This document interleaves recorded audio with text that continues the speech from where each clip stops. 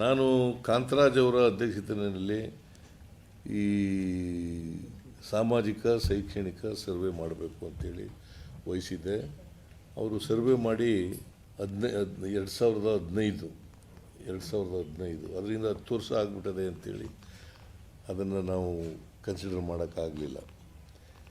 ಈಗ ಹೊಸದಾಗಿ 7 ಕೋಟಿ ಜನರ ಸಾಮಾಜಿಕ ಶೈಕ್ಷಣಿಕ ಪರಿಸ್ಥಿತಿ ಅದನ್ನು ತಿಳ್ಕೊಳ್ಳಿಕ್ಕೋಸ್ಕರವಾಗಿ ಈಗ Madhusudan Naik permanent backward class commission ಅಧ್ಯಕ್ಷರಾಗಿದ್ದಾರೆ.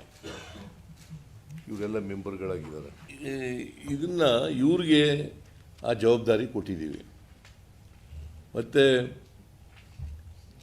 ಆದಷ್ಟು ಜಾಗ್ರತೆ ಸರ್ವೆ ಮಾಡಿ ರಿಪೋರ್ಟ್ ಕೊಡಬೇಕು ಸರ್ಕಾರಕ್ಕೆ ಅಂತ ಹೇಳಿದ್ದೀವಿ. ಅವರು ಕೂಡ ಹಿಂದುಳಿದ ಆಯೋಗದವರು. ನಾವು ಒಂದು ಅಂದಾಜಿನ ಪ್ರಕಾರ ಅದು ಡಿಸೆಂಬರ್ ಒಳಗಡೆ ವರದಿ ಕೊಡ್ತೀವಿ ಅಂತ ಹೇಳಿದ್ದಾರೆ. ಜಾತಿ ಗಣತಿಯನ್ನು ಸಮೀಕ್ಷೆಯನ್ನು 2025 ಸೆಪ್ಟೆಂಬರ್ 22ರಿಂದ ಅಕ್ಟೋಬರ್ 7ರವರೆಗೆ ಸೆಪ್ಟೆಂಬರ್ 22, 2025 ಅಲ್ಲಿಂದ ಅಕ್ಟೋಬರ್ 7ರೊಳಗಡೆ ಮುಗಿಸ್ಬೇಕು ಅಂತ ಮಾಡಿದ್ದಾರೆ. ಯಾಕಂತಂದರೆ ಈ ಅವಧಿನಲ್ಲಿ ದಸರಾ ರಜಾ ಇದೆ. 22ಕ್ಕೆ ಉದ್ಘಾಟನೆ ಆಗ್ತದೆ ದಸರಾ. 2ನೇ ತಾರೀಕಿಗೆ ಜಂಬೂ ಸವಾರಿ ಮುಗೀತದೆ.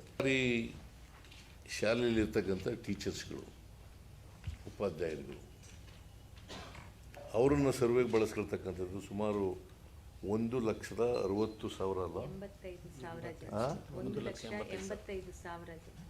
1,75,000